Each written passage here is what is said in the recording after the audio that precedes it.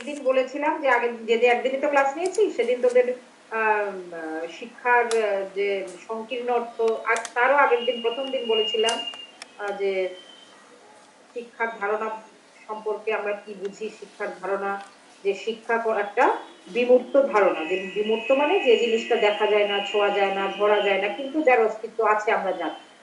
যেমন আমরা যদি বলি যে কোনো মানুষ খুব সৎ, এই সততা জিনিসটা তো দেখা যাবে না, ধরা যাবে না, কিন্তু সেটা তার ব্যবহার, তার আচরণ, তার কথাবার্তা এইসব দিয়ে আমরা বুঝতে পারি। মানে সততা জিনিসটা যে আছে সেটা আমরা জানি, কিন্তু সেটা বই খাতা চক পেন্সিলের মতো হাতে নিয়ে দেখানো যাবে। আর কি বলেছিলাম যে শিক্ষার ব্যুৎপত্তিগত কিছু অর্থ, মানে শিক্ষা শব্দটা যে সেটা কোথা থেকে এসেছে সেটা বলেছিলাম যে বাংলা কতগুলো শব্দ আছে, আর শিক্ষা কথাটার যে ইংরেজি এডুকেশন, সেই এডুকেশন ইংরেজি শব্দটাও কোথা থেকে এসছে সেইগুলো আগের দিন আলোচনা করেছিলাম।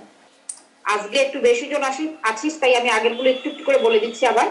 যে শিক্ষাটা বলেছিলাম কি, যে বাংলা শিক্ষা শব্দটা সংস্কৃত শ্বাস ধাতু থেকে এসেছে, আর বাংলা আরেকটা শব্দ বিদ্যা, সেটাও সংস্কৃত বিদ ধাতু থেকে এসেছে।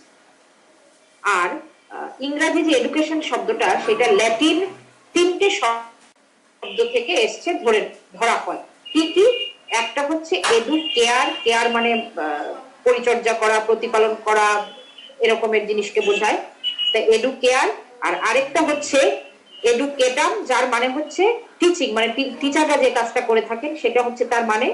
আর আরেকটা হচ্ছে এডুসিয়ার, যার মানে হচ্ছে নিষ্কাশন করা, মানে একটা ছাত্রের মধ্যে সবচেয়ে ভালো জিনিসটাকে শিক্ষার মাধ্যমে বের করে নিয়ে আসা। তাহলে এই যে তিনটে শব্দ এডুকেয়ার, এডুকেটাম, এডুসিয়ার, এর যে মানেগুলো বলছে, যে একটা হচ্ছে পরিচর্যা করা বা কেয়ার করা, আরেকটা হচ্ছে তাকে তার মধ্যে যে ভালো জিনিসটাকে তাকে বের করে নিয়ে আসা, আরেকটা হচ্ছে শিক্ষা টিচারের কাজ যেটা টিচিং। তো এই যে সব জিনিসগুলো, এই প্রত্যেকটা জিনিস এখন যে আমরা শিক্ষা যে অর্থে ব্যবহার করি তাতে কিন্তু দেখা যায় যে প্রত্যেকটা মানে অর্থ কিন্তু তার কাজে আসছে না। যে শিক্ষা বললে আমরা যা বুঝি তা কিন্তু এই শব্দগুলোর যা যা মানে বোঝাচ্ছে সবকিছু কিন্তু আছে। টিচারের কাজ, শিক্ষা ব্যবস্থার মধ্যে টিচারের কাজটা তো একটা প্রধান কাজের মধ্যে পড়ে। তারপরে ছাত্রদের যে ভালো জিনিসগুলো, তার মধ্যে যে সম্ভাবনাগুলো আছে সেইটাকে বের করে নিয়ে আসা, সেটাও শিক্ষার কাজ। বিবেকানন্দ তাই বলেছিলেন যে শিক্ষা হচ্ছে, বিবেকানন্দের মধ্যে শিক্ষা কি, যে মানুষের মধ্যে যে ভালো জিনিসটা আছে তার মধ্যে সেই জিনিসটাকে বের করে নিয়ে আসা, তার মধ্যে যে ভালো দিকটা আছে। এমন কোনো মানুষ নেই জগতে যার মধ্যে কোনো ভালো নেই। যে খুব খারাপ মানুষ তার মধ্যেও খুঁজলে কিছু ভালো জিনিস পাওয়া যাবে। তো সেটাই বলা হয়েছে, বিবেকানন্দ এটাই বলছিলেন যে যার মধ্যে যে ভালোটুকু আছে, যে সম্ভাবনাটুকু আছে, সেইটা শিক্ষার মাধ্যমে আমরা বের করে নিয়ে আসব, এবং এইটা তার জীবনে হাইলাইটেড যেন হয় সেই চেষ্টা করা হবে, সেটাই হচ্ছে শিক্ষা। তাহলে এই যে ল্যাটিন যে শব্দগুলো বলা হচ্ছে এডুসিয়ার, এডুকেটাম, কেয়ার, এইগুলোর যে মানেগুলো হচ্ছে সেইগুলো কিন্তু সবই কিন্তু শিক্ষার সঙ্গে সম্পর্কযুক্ত অর্থ। এদের যে অর্থগুলো সেটা সত্যি আধুনিক যে শিক্ষা ব্যবস্থা বা শিক্ষা বললে আমরা যা বুঝি তার সঙ্গে জড়িত। কিন্তু তার জন্যই বলা হয়েছে যে ইংরেজি এডুকেশন শব্দটা ল্যাটিন এই তিনটি শব্দ থেকে এসেছে। তাহলে পরীক্ষায় আসার জন্য কিন্তু এই প্রশ্নটা ইম্পর্টেন্ট। এবার তোদের জন্য ইম্পর্টেন্ট কিনা সেটা আমি পরে দেখে নেব, যে কি কি এসছে পরীক্ষা, অন্য প্রশ্নগুলো দেখে বলতে পারবো যে এটা তোদের জন্য ইম্পর্টেন্ট কিনা। তাহলে পরীক্ষায় এই প্রশ্নটা আসে যে শিক্ষা শব্দের ব্যুৎপত্তিগত অর্থ নির্ণয় করো, যে এই শব্দগুলো কোথা থেকে এসছে সেইটা বের করা হচ্ছে ব্যুৎপত্তিগত অর্থ। আচ্ছা, তারপরে বলেছিলাম যে শিক্ষার দুটো অর্থ আছে, একটা সংকীর্ণ অর্থ, একটা ব্যাপক অর্থ। সংকীর্ণ মানে ছোট, ক্ষুদ্র গণ্ডির মধ্যে যখন কিছুকে বোঝায় তখন সেটাকে বলে সংকীর্ণ অর্থ। তো আমি আগের দিন সংকীর্ণ অর্থের কিছু কিছু বৈশিষ্ট্য বলেছিলাম, আশা করি তোদের মনে আছে। তা আমি আরেকবার সংক্ষেপে একটু বলে দিচ্ছি, আজকে আসলে ব্যাপক অর্থটাই পড়াবো। যে সংকীর্ণ অর্থটা কি ছিল, যে সংকীর্ণ অর্থ শিক্ষায় বলা হয় যে শিক্ষা ব্যবস্থার মধ্যে দুজন ব্যক্তি থাকেন, শিক্ষক আর ছাত্র। তো এর মধ্যে সংকীর্ণ অর্থে বলা হয় যে টিচারই হচ্ছেন, শিক্ষক হচ্ছেন প্রধান। শিক্ষক হচ্ছেন প্রধান, তার পছন্দ, তার ইচ্ছাতে শিক্ষা ব্যবস্থাটা পরিচালিত হবে। ছাত্র হবে শুধুমাত্র শ্রোতা, নিষ্ক্রিয় শ্রোতা, তার কোনো কাজ নেই, সে শুধু শুনবে টিচার কি বলছে, সে বুঝে হোক না বুঝে হোক মুখস্থ করবে। এইগুলো হচ্ছে সংকীর্ণ অর্থে শিক্ষার ধারণা। আর কি বলা হয়েছে যে শিক্ষা মানে হচ্ছে শুধুমাত্র বইয়ের কিছু কথা, বইয়ের মধ্যে যা কিছু আছে তাত্ত্বিক জিনিস, সেই কয়েকটা জিনিস জানানোই হচ্ছে শিক্ষার উদ্দেশ্য। আচ্ছা, তারপরে হচ্ছে বলা হচ্ছে যে শুধুমাত্র বইয়ের মধ্যে যা কিছু আছে সেইটুকুই হচ্ছে শিক্ষা। কিন্তু আসলে ব্যাপক অর্থে যখন শিক্ষা পড়াবো তখন আমরা বুঝতে পারবো যে শুধু বইয়ে যা আছে সেইটুকু শিক্ষা নয়, জীবন থেকে, জগৎ থেকে, আমার পারিপার্শ্বিক অবস্থা থেকে, অভিজ্ঞতা থেকে আমরা অনেক কিছু শিখি, তার সবটা মিলেই শিক্ষা মানুষের জীবনে। কিন্তু সংকীর্ণ অর্থে বলা হচ্ছে যে শিক্ষা শুধুমাত্র তাত্ত্বিক, বইয়ের মধ্যে যতটুকু আছে ততটুকুই হচ্ছে শিক্ষা। আচ্ছা, আর কি বলা হয়েছে যে সংকীর্ণ অর্থে শিক্ষায় যে শিক্ষা ব্যবস্থা একেবারে অপরিবর্তনীয়, তার কোনো পরিবর্তন হবে না, যুগ যুগ ধরে যা চলে আসছে সেটাই, চিরকাল ধরে যা চলে আসছে এটাই হবে শিক্ষা। শিক্ষা ব্যবস্থার মধ্যে কোনো রকমের কোনো পরিবর্তন হবে না, এটা আরেকটা কথা বলা হয়েছে সংকীর্ণ অর্থে। আর কি বলা হয়েছে যে সংকীর্ণ অর্থে শিক্ষায় শিক্ষার্থীর ভূমিকা হবে গৌণ, মানে অপ্রধান, প্রধান হবেন শিক্ষক। তাহলে এই কয়েকটা বলছে সংকীর্ণ অর্থে শিক্ষার বৈশিষ্ট্য, যেখানে শিক্ষা ব্যবস্থাটাকে অনেক ক্ষুদ্র অর্থে ব্যবহার করা হয়। আর আরেকটা কথা বলেছিলাম আগের দিন যে সংকীর্ণ অর্থে শিক্ষার সঙ্গে জড়িত আছে একটা তত্ত্ব যেটা পরীক্ষায় আসে অনেক সময়, সুবর্ণ কণিকা এবং শূন্য ভান্ডার তত্ত্ব। এটা অনেক সময় পরীক্ষায় আসে, যে এটা বলতে কি বোঝো, বা এই তত্ত্বটা শিক্ষার কোন ধারণার সঙ্গে জড়িত। যদি আসে যে শিক্ষার কোন ধারণার সঙ্গে জড়িত, তোরা লিখবি যে এটা সংকীর্ণ অর্থে শিক্ষার সঙ্গে জড়িত। কারণ এটা দিয়ে কি বোঝানো হচ্ছে, সুবর্ণ কণিকা এবং শূন্য ভান্ডার তত্ত্ব। সুবর্ণ কথার মানে হচ্ছে সোনা, কণিকা মানে কণা, সোনার কণা। বলা হচ্ছে টিচার যে জ্ঞান দান করেন, টিচার যে শিক্ষা দেন সেটা হচ্ছে সোনার কণার মতো। আর শূন্য ভান্ডার, ছাত্রদের বলা হচ্ছে শূন্য ভান্ডার, মানে তারা খালি, তারা কিছু জানে না, তাদের জ্ঞানের ভান্ডার খালি। সেই জ্ঞান ভান্ডার শিক্ষকের বলা যে কথাগুলো সেইগুলো সোনার কণার মতো, সেই জিনিসগুলো দিয়ে সে তার শূন্য ভান্ডারটা ভর্তি করে নেবে। এটাকে বলছে সুবর্ণ কণিকা এবং শূন্য ভান্ডার তত্ত্ব। এটা অনেক সময় পরীক্ষায় আসে যে এটা কোন শিক্ষার কোন ধারণার সঙ্গে জড়িত এবং এটা বলতে কি বোঝো। এবার হচ্ছে ব্যাপক অর্থে শিক্ষার বৈশিষ্ট্য। এবার ব্যাপক কথাটা মানেই আমরা বুঝতে পারি, মানে বড় অর্থে বোঝানো হয়। ব্যাপক মানে অনেক বড়, ব্যাপক মানে অনেক বিশাল, যার অনেক মহত্ব আছে, বড়ত্ব আছে, অনেকটা জায়গা জুড়ে থাকে, এরকমের জিনিসকে আমরা ব্যাপক বলি। মানে সংকীর্ণ কথাটার একেবারে উল্টো কথা হচ্ছে ব্যাপক। সংকীর্ণ অর্থে শিক্ষার বৈশিষ্ট্যগুলি যদি তোরা মনে রাখিস, তাহলে ব্যাপক অর্থের বৈশিষ্ট্যগুলো মনে রাখতে খুব একটা অসুবিধা হবে না, কারণ প্রায় উল্টো কথাগুলোই এখানে বলা হয়েছে।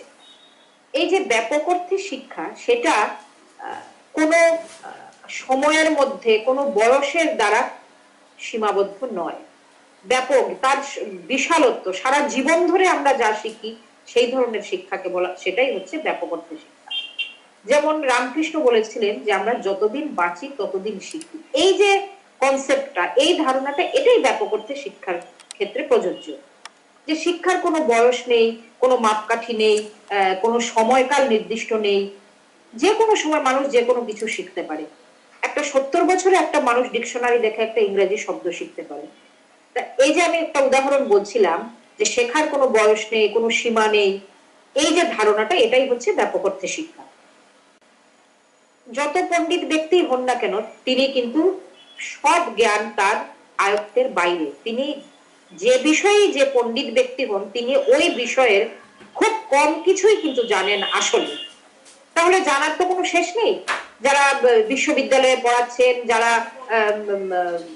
ডক্টরেট করেছেন, অনেক অনেক বেশি তারা জানেন, কিন্তু তবুও তাদের জানাও কিন্তু সীমাবদ্ধ, এবং তারাও কিন্তু সারা জীবন শিক্ষাটা চালিয়ে যাচ্ছেন। তাদের শেখার কোনো শেষ নেই। পৃথিবীতে এমন কোনো ব্যক্তি নেই যিনি বলতে পারেন যে আমার বিষয়ে আমি সব কিছু জানি। তার কোনো বয়স নেই যে এই সময়ের মধ্যে মাধ্যমিক পাশ করতে হবে, এই সময়ের মধ্যে গ্রাজুয়েশন করতে হবে, এই সময়ের মধ্যে শুধু বইয়ের মধ্যে যতটুকু আছে ততটুকু জানলেই শিক্ষা শেষ হবে, যেগুলো সংকীর্ণ অর্থে বলা হচ্ছে তার কোনোটাই কিন্তু ব্যাপক অর্থে বলা হচ্ছে না। একটা মানুষ সারা জীবন বেঁচে থাকার মধ্যে দিয়ে যা কিছু সে শিখবে সেটাই তার শিক্ষার আওতার মধ্যে এসে যাবে। শুধু বইয়ের কথা নয়, শুধু বইয়ের কথা নয়, শুধু বইয়ের কথা। আমার আমার প্রতিবেশী কেউ একজন আমাকে একটা জিনিস, একটা ইংরাজি মানে একদিন বলে দিল, সেটাও তো আমি শিখলাম।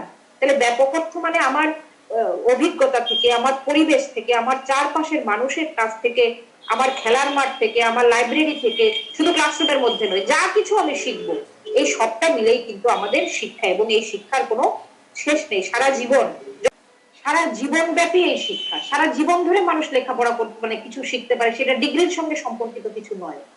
সারা জীবনে মানুষের শেখার কোনো শেষ নেই। অনেক ডিগ্রিধারী মানুষও তো সে 80 বছর বয়সে কিছু একটা, সে নতুন কিছু একটা শিখলো, নতুন কিছু একটা জানলো। তাহলে এটাই হচ্ছে ব্যাপক অর্থে শিক্ষা, শেখার কোনো শেষ নেই। যারা যত বড় বড় জায়গায় পড়ান, যেসব টিচাররা, তারা কিন্তু সারা জীবন ছাত্রই থেকে যান, তারা সারা জীবন পড়াশোনা করছেন।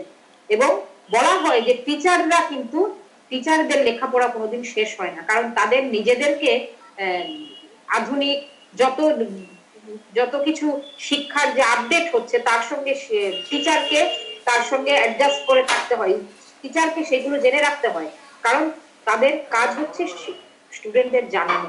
টিচার যদি নিজে কিছু না জানেন তাহলে স্টুডেন্টদের জানানো তার পক্ষে সম্ভব নয়। সারা জীবন ধরে যে চেষ্টা পড়াশোনা, কারণ পড়াশোনা তো শেষ নেই, নিত্য নতুন কত জিনিস, কত কিছু দিলে দিলে হচ্ছে, আবিষ্কার হচ্ছে, এগুলো সবকিছুর সঙ্গে টিচারদের মাঝে মাঝে সেমিনার হয়, সেখানে মানেই হচ্ছে টিচারদের আপগ্রেডেড করা, যে নতুন নতুন যা কিছু, নতুন কিছু জার্নালে বেরোলো, নতুন কিছু হলো, সেইগুলো টিচারদের জানিয়ে দেওয়া। স্কুলের টিচারদের হয়তো এই ধরনের ইয়ে কম হয়, কিন্তু কলেজ ইউনিভার্সিটিতে এগুলো অনেক বেশি হয়। আচ্ছা, আর কি বলা হচ্ছে যে ব্যাপক অর্থে শিক্ষা হচ্ছে সর্বাঙ্গীন বিকাশ। এই সর্বাঙ্গীন কথাটার মানে কি? সব দিকের। সংকীর্ণ অর্থে শিক্ষা শুধুমাত্র বইয়ের কটা কথা জেনে নেওয়া, শুধু ডিগ্রি পাওয়া, এগুলো সংকীর্ণ অর্থ। কিন্তু ব্যাপক অর্থে শিক্ষা বলছে মানুষের সর্বাঙ্গীন বিকাশ করা। সর্বাঙ্গীন বিকাশ মানে কি? একটা মানুষের যত রকমের বিকাশ হয়, মানুষের জীবনে যত রকমের বিকাশ হয়, কি কি রকমের বিকাশ হতে পারে মানুষের? ছাত্রের তার বুদ্ধির বিকাশ হয়, তার সামাজিক বিকাশ হয়, তার নৈতিক বিকাশ হয়, তার আধ্যাত্মিক বিকাশ হয়, তার দৈহিক বিকাশ হয়।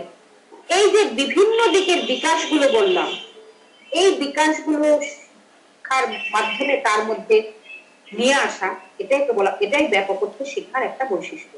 যে ব্যাপক অর্থে শিক্ষা কখনোই সংকীর্ণ অর্থের মতো বলে না যে শুধু তোমার বইয়ের মধ্যে যা আছে, শুধু তাত্ত্বিক বিষয়গুলো তুমি বইয়ের কটা কথা জেনে নিলে, মুখস্থ করে নিলে, পরীক্ষায় লিখে নম্বর পেয়ে গেলে শিক্ষা তোমার সম্পূর্ণ হয়ে গেল, সেটা কিন্তু কিছুতেই নয়। আর কি বলা হচ্ছে যে ব্যাপক অর্থে শিক্ষায় শিক্ষকের দায়িত্ব কিন্তু আছে, অবশ্যই আছে। যে আমরা যে নিয়ন্ত্রিত শিক্ষা নিচ্ছি, স্কুল কলেজ সবগুলিতে পড়াশোনা করছি, তা টিচারের দায়িত্ব তো আছে, টিচারের একটা যথেষ্ট বড় ভূমিকাই আছে। তবুও টিচারের যথেষ্ট বড় ভূমিকা থাকা সত্ত্বেও ব্যাপক অর্থে শিক্ষা এবং আধুনিক শিক্ষায় কিন্তু বলা হয় যে ছাত্র এবং শিক্ষকের মধ্যে সবচেয়ে প্রধান ভূমিকা হচ্ছে ছাত্রের। স্টুডেন্টই হচ্ছে প্রধান, কারণ তাকে ঘিরেই কিন্তু পুরো শিক্ষা ব্যবস্থাটা পরিচালিত হয়। শিক্ষার কয়েকটা উপাদান আছে, যেটা কথা প্রসঙ্গে এখন আমি বলছি, পরে তোদের বলবো আর একটা চ্যাপ্টারের মধ্যে, যে শিক্ষার যে উপাদান, 4টে উপাদান আছে শিক্ষার। উপাদান, আচ্ছা এখানে যারা আছিস তার মধ্যে কেউ একজন বলতো উপাদান বললে কি বুঝিস? যে কোনো কিছুর উপাদান বললে কি বুঝিস? যেটা দিয়ে তৈরি হয়, যেটা দিয়ে তৈরি হয় কোনো জিনিস। হ্যাঁ, ঠিক আছে। যে কোনো একটা জিনিস যা যা দিয়ে তৈরি হয় সেটা হচ্ছে তার উপাদান।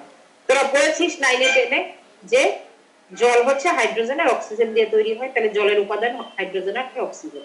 তা এইখানে বলছে শিক্ষার উপাদান হচ্ছে 4টে, মানে এই 4টে জিনিস না হলে কিন্তু শিক্ষা ব্যবস্থাটা কমপ্লিট হলো না, শিক্ষা ব্যবস্থা এটাকে আমরা বলতেই পারবো না। তো সেই 4টে উপাদান কি কি? শিক্ষক, শিক্ষার্থী, পাঠ্যক্রম আর বিদ্যালয়। এই 4টে জিনিস নিয়ে হচ্ছে শিক্ষা ব্যবস্থাটা পুরো। তাহলে এই চারটে যে ব্যবস্থা আছে তার মধ্যে সবচেয়ে ইম্পর্টেন্ট হচ্ছে ছাত্র, স্টুডেন্ট। কারণ বাকি কোনো কিছু যদি না থাকে, একটা ছাত্র থাকে, তাকে কিন্তু কিছু না কিছু শেখানো যায়, স্কুল ছাড়া শেখানো যায়। এই যে তোদের অনলাইনে ক্লাস হচ্ছে, এখন স্কুল তোরা যাচ্ছিস না, তবু তো তোদের পড়ানো যায়। তাহলে সিলেবাস, কেউ ধর সিলেবাস কিছু জানে না, কোন একজন শিক্ষিত মানুষ যে কোনো একটা স্টুডেন্টকে অঙ্ক করাতে পারেন বসিয়ে, তিনি হয়তো সিলেবাস কিছু জানেন না, অঙ্ক জানেন, তিনি অঙ্ক তাকে করাতে পারেন, তাহলে সিলেবাস না জেনেও করানো যায়। এবং আমরা যাকে সমাজে যাদেরকে টিচার বলে থাকি, স্কুল কলেজে ইউনিভার্সিটিতে পড়ান যারা, তাদেরকে আমরা টিচার বলে থাকি, এরকম মানুষ নন কিন্তু শিক্ষিত মানুষ, তিনি চাইলে একটা ছেলেকে মেয়েকে কিছু শেখাতে পারেন। তাহলে দেখা যাচ্ছে স্টুডেন্ট থাকতেই হবে, আর বাকিগুলো যদি নাও বা থাকে তাহলেও কিন্তু পড়ানো যায়। তাহলে স্টুডেন্ট হচ্ছে সবচেয়ে ইম্পর্টেন্ট। তাই ব্যাপক অর্থে শিক্ষার আরেকটা বৈশিষ্ট্য কি, যে শিক্ষার সব উপাদানের মধ্যে সবচেয়ে ইম্পর্টেন্ট, সবচেয়ে গুরুত্বপূর্ণ, প্রধান হচ্ছে ছাত্র। কারণ ছাত্র না থাকলে কিন্তু বাকি তিনটে উপাদানের কোনো গুরুত্বই নেই, বাকিগুলো দিয়ে কোনো কিছু করাই যাবে না। ছাত্র নেই, টিচার কি করবেন? ছাত্র নেই, একটা স্কুল আছে, কি হবে তাতে? ছাত্র নেই, সিলেবাস জানানো আছে, কি হবে? এগুলো কোনো কাজে লাগবে না যদি ছাত্র না থাকে। তাই ছাত্র হচ্ছে সবচেয়ে গুরুত্বপূর্ণ। যে কথাটা সংকীর্ণ অর্থে একেবারে উল্টো কথা বলা হয়েছিল, যে সবচেয়ে প্রধান হচ্ছে শিক্ষক, কিন্তু আসলে ব্যাপক অর্থে যা যা বলা হচ্ছে সেটাই কিন্তু আধুনিক অর্থেও তাই বলা হয়। আচ্ছা, আর হচ্ছে যে ব্যাপক অর্থ হচ্ছে শুধুমাত্র ব্যক্তির চাহিদা মেটাবে, শুধু ছাত্রের চাহিদা মেটাতে তা নয়, সমাজের চাহিদা মেটানো শিক্ষার কাজ। কারণ আলটিমেটলি একটা ছেলে মেয়ে যখন লেখাপড়া করে, তারপরে যে সে দেশের উৎপাদনে যে কোনো কিছুতে যখন সে অংশ নেয়, সে তো সমাজেই কোনো না কোনো কাজের মধ্যে সে জড়িত হয়। সে চাকরি বাকরি হোক, তার ব্যবসা হোক, সে চাষবাস করুক, যা কিছুই করুক, সে কিন্তু সমাজের বাইরে কিছু নয়। তার শেখাটা সবসময় সমাজের কোনো না কোনো কাজে, কোনো না কোনো ভাবে ঠিক কাজে লাগবে। তাই বলা হচ্ছে যে ব্যাপক অর্থে শিক্ষা, এটাও বলা হচ্ছে যে লেখাপড়াটা শুধুমাত্র এমন নয় যে একটা ব্যক্তিকে তাকে কিছু জিনিস মুখস্থ করিয়ে দেওয়া হলো, সে পরীক্ষায় লিখলো, লিখে পরীক্ষায় নম্বর পেয়ে গেল, এইটুকুর মধ্যে শিক্ষা সমাপ্ত নয়। শিক্ষা অনেক ব্যাপক ক্ষেত্রে প্রযোজ্য, এবং সেই ব্যাপক ক্ষেত্রটা মানে হচ্ছে কিন্তু কেউ মানে তাকে সামাজিক তৈরি করা, সমাজে যে ভূমিকা আছে ছাত্রদের, সেইটা তাকে শিক্ষার মাধ্যমে বোঝানো, এবং সমাজের কাজে কোনো না কোনো ভাবে, ডাইরেক্ট ভাবে, ইনডাইরেক্ট ভাবে সে অংশ নেবে। এই যে কথাগুলো বলা হলো, এটাকে বলা হচ্ছে ব্যাপক অর্থে শিক্ষার বৈশিষ্ট্য। তাহলে শিক্ষার ব্যাপক অর্থ, শিক্ষা তোরা সংকীর্ণ অর্থে যা যা জানলি, ঠিক তার উল্টো কথাগুলোই কিন্তু ব্যাপক অর্থে শিক্ষায় বলা হলো। আর কি বলা হলো? যে ব্যাপক অর্থে শিক্ষায় বলা হলো শিক্ষা কিন্তু সবসময় পরিবর্তনশীল, যেটা সংকীর্ণ অর্থে বলা হচ্ছে শিক্ষা অপরিবর্তনীয়। কিন্তু ব্যাপক অর্থ বা আধুনিক অর্থ, ব্যাপক অর্থে যা বলতে আমি আধুনিক অর্থকেও কিন্তু বোঝানো হয়। তাহলে বলা হচ্ছে যে ব্যাপক অর্থে অবশ্যই সেটা সবসময় পরিবর্তনশীল। শিক্ষা সমাজের সঙ্গে, মানুষের জীবনযাত্রার সঙ্গে সবসময় পাল্টায়। অতএব শিক্ষাকে তো আধুনিক করতে গেলে, তাকে যদি আমি মানুষের জীবনের সঙ্গে জড়িত কিছু বলতে চাই, তাহলে অবশ্যই সেটাকে পাল্টাতে হবে। 100 বছর আগে যা পড়ানো হতো সেটা যদি এখনো পড়ানো হয়, সেই ধ্যান ধারণা নিয়ে যদি এখনো সমাজের সঙ্গে, পরিবেশের সঙ্গে সব এগিয়ে যাচ্ছে, তার সঙ্গে সে কি করে পাল্লা দেবে? সেটা কোনোদিনই হতে পারে না। কারণ সমাজ মানুষকে তো সমাজের সঙ্গে, তার পরিবেশের সঙ্গে, জগতের সঙ্গে তাল মিলিয়ে সমাজের সঙ্গে, মানুষের জীবনযাত্রার সঙ্গে, মানুষের পরিবেশের সঙ্গে পাল্টে পাল্টে যাবে। তার জন্যই বলছি যে শিক্ষা ব্যবস্থা অবশ্যই সবসময় পরিবর্তনশীল। যখন যেখানে যেমন ভাবে পরিবর্তন করার দরকার হবে, প্রয়োজনে সেটা অবশ্যই পাল্টে যাবে। যেমন যদি আমি বলি যে শিক্ষা ধর সিলেবাস, তোদের সিলেবাস গুলো পাল্টায়, কয়েক বছর পরে পরে সিলেবাস পাল্টানো হয়। যে একটা সিলেবাস অনেকদিন ধরে চলছে, তারপরে যখন শিক্ষাবিদরা মনে করেন যে এই সিলেবাসে যে এই জিনিসগুলো এখন আর তেমন ভাবে প্রয়োজন নেই, এখন এই জিনিসগুলো সিলেবাসে ইনক্লুড করা দরকার, তখন হয়তো 5 বছর আগের সিলেবাসে যা যা ছিল সেই জিনিসগুলোকে কিছুটা পাল্টে ফেলা হলো, ওই নতুন নতুন যে জিনিসগুলো সেইগুলো সেইখানে আবার ইনক্লুড করা হলো। ধর আজকের থেকে যদি 10 বছর আগের কথাই ধর না কেন, এই যে কম্পিউটার এখন একেবারে ছোট ক্লাসের থেকে কম্পিউটার স্কুলে একটা সাবজেক্ট হিসেবে আছে কম্পিউটার অ্যাপ্লিকেশন, কম্পিউটার সায়েন্স। কলেজে গিয়ে যারা সায়েন্সের ছেলে মেয়ে তারা কম্পিউটার সায়েন্স অনার্স নিতে পারে। তাহলে এই যে জিনিসগুলো, এটা আগে ছিল না, কিন্তু এখন যে কম্পিউটার এমন একটা যন্ত্র যেটা চাকরি বাকরি লেখাপড়া সর্বক্ষেত্রে এটা প্রয়োজন হচ্ছে। তাহলে একটা ছেলে মেয়ে তার কম্পিউটার সম্পর্কে কোনো ধারণা নেই, সে ব্যাংকে চাকরি পেলো, পেয়ে গিয়ে দেখলো যে তাকে সব কাজ কম্পিউটারে করতে হচ্ছে, তার কোনো ধারণা নেই আগে, সেই স্কুল জীবনে কোনো কিছু পড়ে এলো না, কম্পিউটার সম্পর্কে তার কিচ্ছু ধারণা নেই, কি হবে তখন? তাহলে এই প্রয়োজনীয়তাটা বোঝা যাচ্ছে বলে তার জন্যই শিক্ষা কিন্তু সমাজের সঙ্গে সঙ্গে পরিবর্তিত হচ্ছে, সবসময় বদলে যাচ্ছে। কিন্তু এখন প্রয়োজন, এখন কম্পিউটার ছাড়া চলা মুশকিল, তাই কম্পিউটার একটা সাবজেক্ট হিসেবে ইনক্লুড করা হয়েছে। হয়তো ভবিষ্যতে আমরা জানি না, হয়তো আরো এমন কিছু কিছু সাবজেক্ট হয়তো আসবে যেটা এখন হয়তো নেই, পরবর্তী সময় যেটা সমাজের সঙ্গে পাল্টাবে, বদলাবে, সমাজ পরিবেশ বদলাবে, তখন সেইগুলো শিক্ষার ক্ষেত্রে ঢুকে যাবে। আচ্ছা, এই ব্যাপকত্বের শিক্ষার সঙ্গে জড়িত দুই একজন শিক্ষাবিদের নাম মনে রাখবি, 1 নম্বরের প্রশ্নে আসে। কাদের নাম বলা যেতে পারে? জন ডিউই, পেস্টালাৎসি, রেমন্ড, এরকমের কয়েকজন শিক্ষাবিদের নাম তোরা মনে রাখবি যদি 1 নম্বরের প্রশ্নে আসে যে ব্যাপকত্বের শিক্ষার সমর্থক এরকমের দুজন শিক্ষাবিদের নাম করো, তখন এই নামগুলো তোরা অন্তত দুটো নাম একটু শিখে রাখবি, জন ডিউই, পেস্টালাৎসি, রেমন্ড। আচ্ছা, আর ব্যাপক অর্থে আরেকটা ধারণা হচ্ছে, ব্যাপক অর্থে বলা হয় শিক্ষা হচ্ছে একটা অভিযোজনের প্রক্রিয়া। শিক্ষা হচ্ছে অভিযোজনের প্রক্রিয়া। অভিযোজন কথার মানে কি?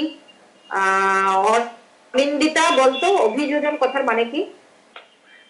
পরিবর্তনশীল পরিবেশের সঙ্গে মানিয়ে নেওয়া। পরিবর্তনশীল পরিবেশের সঙ্গে মানিয়ে নেওয়ার ক্ষমতাই হচ্ছে অভিযোজন। হ্যাঁ, ঠিক আছে।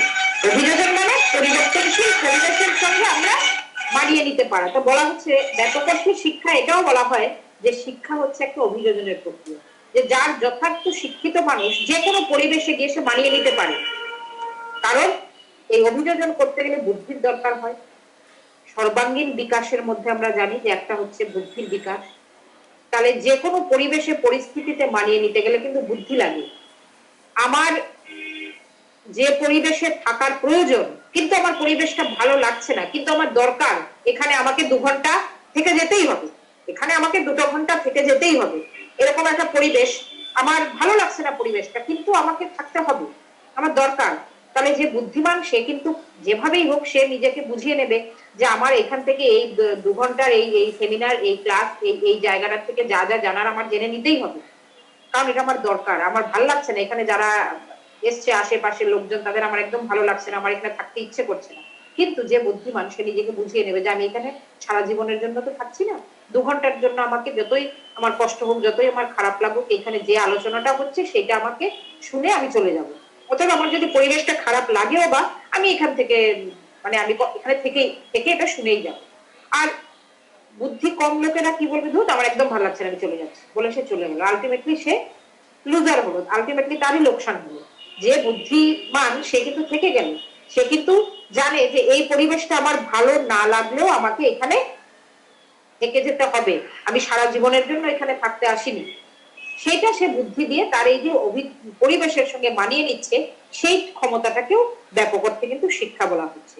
সারা জীবন তো মানুষ তার চেনা গণ্ডির মধ্যে থাকে না, স্কুল কলেজে যাবে নতুন জায়গায়, সেখানে হয়তো কেউ 2-1 জন নিজের বন্ধু পেতে পারে, কেউ নাও পেতে পারে, সে অন্য দূরে কোনো জায়গায় পড়তে চলে গেল, এমন একটা কলেজে গিয়ে ভর্তি হলো যেখানে তার স্কুলের কেউ ভর্তি হয়নি, তাহলে সবাই তার নতুন। কিন্তু তার মানে তো এই নয় যে যারা নতুন স্কুল কলেজে যাচ্ছে তারা অ্যাডজাস্ট করতে পারছে না। হ্যাঁ, প্রথম প্রথম একটু একটু হয়তো অসুবিধা হয়, তারপরে তো তারাই বন্ধু হয়ে যায়, নতুন যারা তারাই বন্ধু হয়ে যায়। তাহলে পড়াশোনার জন্য, চাকরির ক্ষেত্রে মানুষকে নতুন নতুন লোকের সম্মুখীন হতে হয়, নতুন পরিবেশের সম্মুখীন হতে হয়, তো যা মানুষ কিন্তু অ্যাডজাস্ট করে নেয় বেশিরভাগ মানুষ। একজন খুব ভালো একটা জায়গায় পড়ার সুযোগ পেল, সেইখানে গিয়ে তার মনে হচ্ছে যে হোস্টেলে যে 2টো ছেলে এসছে তারা বাংলা বলতে পারে না, তাদের সঙ্গে আমি থাকবো না, আমার ভালো লাগছে না, তাহলে কি হলো, সে তার পড়াটাই নষ্ট হয়ে গেল, সে বাড়ি চলে এলো। কিন্তু যে বুদ্ধিমান সে জানে যে আমি এখানে পড়তে এসেছি সারা জীবনের জন্য নয়, আমাকে 3 বছর 4 বছর আমি এখানে কাটিয়ে আমি চলে যেতে পারবো, তার জন্য সে কিন্তু বুদ্ধি করে এখানে থেকে যাবে। এবং আস্তে আস্তে দেখা যায়, নর্মালি দেখা যায় যে মানুষ কিন্তু মানুষের সঙ্গে অ্যাডজাস্ট করে নিতে পারে।